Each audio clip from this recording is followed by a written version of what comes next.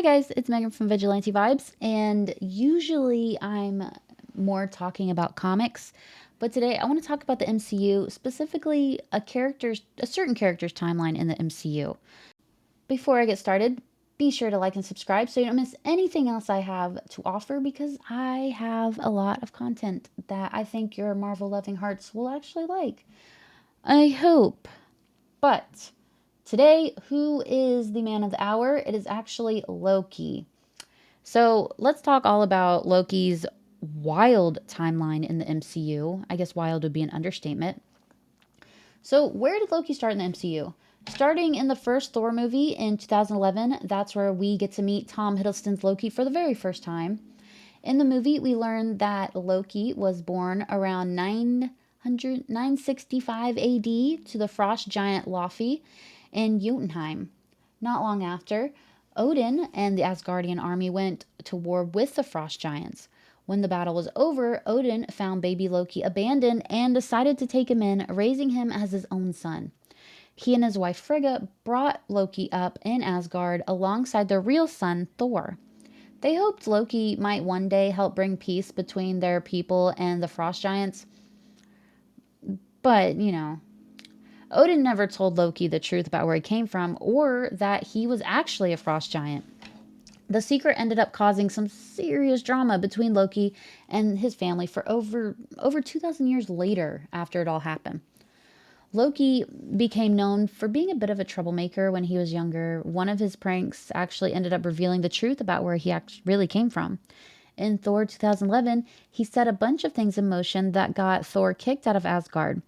But while all that was going down, Loki found out he was actually the son of Laufey, the frost giant king. That discovery led to a very heated argument with Odin, which ended with Odin falling into one of his deep recovery sleeps earlier than expected.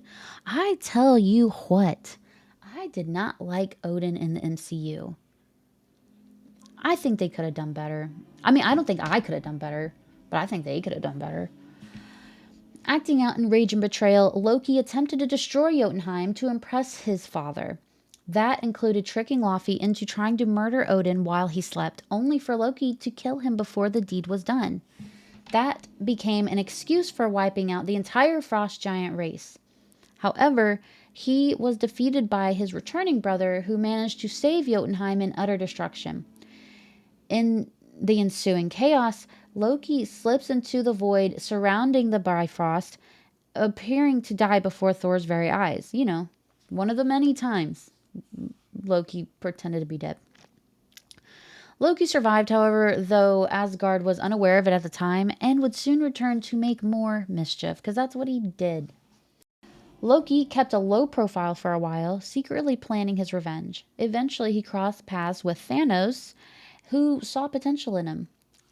Thanos gave Loki the Mind Stone, which had a sneaky influence on him, making him even more ruthless, and sent him to Earth with a deal: bring back the Tesseract, which held the Space Stone, and in return, Loki would get his own kingdom.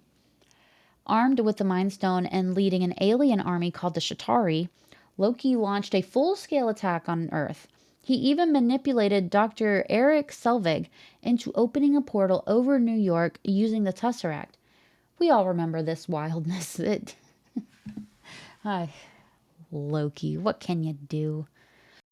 This team up between Loki and Thanos turned them into the two of the biggest villains in the MCU, and it pushed Earth's heroes to unite for the first time as the Avengers.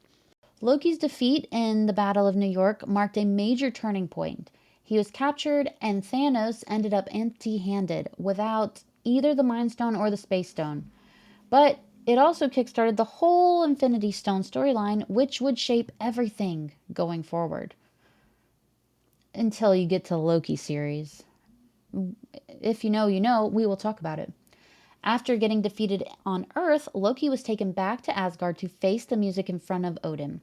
In Thor: The Dark World, he spent his time locked up in a cell with the palace, and with only his mother Frigga coming to visit him. When the Dark Elves attacked Asgard, Loki, being Loki, gave them a not so helpful tip on where to find Odin, which tragically led to Frigga's death. Which, interestingly enough, there is a There is a deleted scene that talks about Frigga's death. Well, I mean, it's before she dies, and Odin like jumps in when the elves are about to kill her, and they said, "Give us what we want, or we kill her." And he's like, "No, then kill her." And it's like, Odin, that's your girl. Whatever, whatever, whatever. Later, Thor had no choice but to break Loki out of prison to help stop Malekith, who was trying to use the Reality Stone during the Convergence. Still grieving over their mother, Loki teamed up with Thor to take down Malekith. But, true to form, he faked his own death in the chaos and slipped away unnoticed and secretly made his way back to Asgard. Thor believed his brother had finally died a hero, not knowing Loki was alive and up to his old tricks again. Which is on you, you should have known. After Thor beat Malekith, Loki pulled one of the biggest tricks yet. He secretly took over Asgard. Using his illusion magic, he kicked Odin off the throne and disguised himself as the Allfather. Everyone, including Thor, bought the act, and Loki ruled Asgard for the next 4 years without anyone realizing it. While he played king, Loki let the 9 realms fall into chaos since Asgard wasn't stepping up to protect them. Instead, he spent his time soaking up luxury and attention. He even had a cringy play made in his honor, celebrating his so-called noble death. Eventually, Thor caught on and came back to expose Loki's con. But by then, things had already spiraled out of control. Odin was dying, and their long-lost sister Hela was about to make her return. Ragnarok, the prophesied destruction of Asgard, was on the horizon. Loki and Thor ended up teaming up to take down Hela. They couldn't save Asgard, but they did manage to evacuate a bunch of their people, giving their civilization a chance to start over. Loki actually stepped up and played a major role in the rescue, showing real signs of growth. But their moment of peace did not last long. After Ragnarok, Thor, Loki, and the surviving Asgardians were headed to Earth in a refugee ship, hoping to start fresh and rebuild their home. But at the start of Avengers Infinity War, Thanos showed up hunting for the Space Stone, which Loki still had. Thanos wiped out half the ship's passengers, including Heimdall, and before turning his attention to Loki. By then, Loki had finally started to change for the better, and he made a last-ditch effort to take Thanos out. Unfortunately, it did not work. Thanos caught him mid-move and killed him by choking him to death, just as Loki was trying to do the right thing. Loki's death hit Thor like a ton of bricks. He survived the attack, but the loss of his brother haunted him. He was eventually picked up by the Guardians of the Galaxy and set the stage for the rest of the fight against Thanos. Even though the original Loki died in Avengers Infinity War, a new version of him popped up thanks to the Avengers time travel mission 5 years later. During the time heist in Endgame, the team went back to 2012 to grab the Tesseract during the Battle of New York. But things did not go as planned. When time travel is involved? Loki got his hands on the Tesseract and peaced out, creating a whole new timeline. That little detour landed him on the radar of the Time Variance Authority, the TVA, which we first see in episode 1 of the Loki series. The TVA managed to shut down the branch timeline he created, but instead of erasing Loki, they brought him in for judgment. While there, he caught the attention of Agent Mobius M. Mobius, who recruited him to help track down another version of Loki, one causing serious trouble across the timeline. After traveling to the TVA, which exists outside of time and space, Loki eventually becomes acquainted with a female version of himself, the variant, Sylvie, who is behind the recent attacks of the organization. The two join forces upon realizing that a sinister work is being done at the TVA.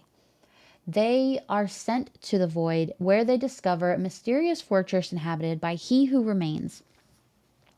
Upon finding He Who Remains, Loki and Sylvie learn that he is a variant of Kang the Conqueror and has been secretly scripting the events of the sacred timeline. The Kang variant offers them a choice to either kill him or accept his offer to rewrite the timeline as they see fit.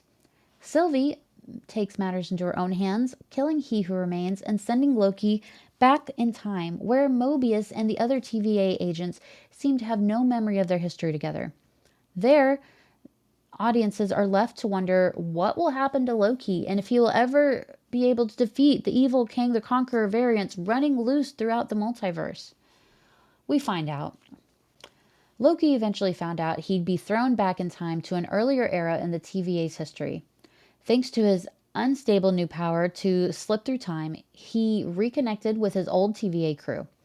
Together, they scrambled to stop the time loom, a massive device controlling the timelines, from blowing up and taking the entire universe down with it. As it turns out, the time loom was designed to fail as a backup plan by He Who Remains, who is one of the many Kang variants. Tired of being stuck in a loop and playing by Kang's twisted rules, Loki spent what felt like centuries trying different ways to fix things. Eventually, he realized there's only one real solution.